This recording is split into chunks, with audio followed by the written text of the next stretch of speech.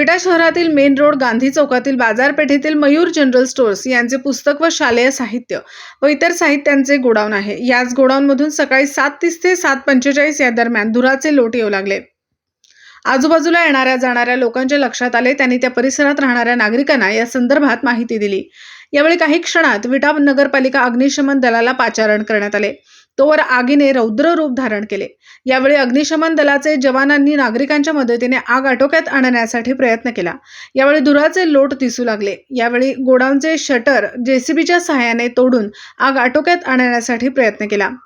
विटा पोलिसांनी घटनास्थळी धाव घेतली। या आगीत कोणतीही जीवितहानी झाली नाही। मात्र या आगीत शालेय साहित्य व पुस्तके मात्र जळून पूर्णपणे खाक झाली। जवळपास 20 ते 25 लाखांचे सर्व साहित्य जळून पूर्णपणे खाक झाले। मात्र ही आग कशी लागली हे कारण समजू शकले नाही। मात्र नागरिकांमध्ये घबराट व वेगवेगळ्या चर्चेला उधाण आले होते। वेळेत विटा नगरपालिका अग्निशमन दलाच्या जवानांनी आग आटोक्यात आणल्याने मोठा अनर्थ टळला। काही काळ वाहतूक ठप्प झाली होती। तर मयूर स्टेशनरी गोडाऊनला अचानक आग लागल्याने सर्व शालेय साहित्य जळून खाक झाले। सदर या घटनेची माहिती विटानगरीचे माजी नगराध्यक्ष व सांगली जिल्हा राष्ट्रवादी काँग्रेस पार्टीचे अध्यक्ष श्री वैभवदादा पाटील यांनीही तातडीने घटनास्थळी धाव घेऊन या घडलेल्या घटनेची चौकशी केली। तर दुर्घटनाग्रस्त शहा कुटुंबाला धीर दिला।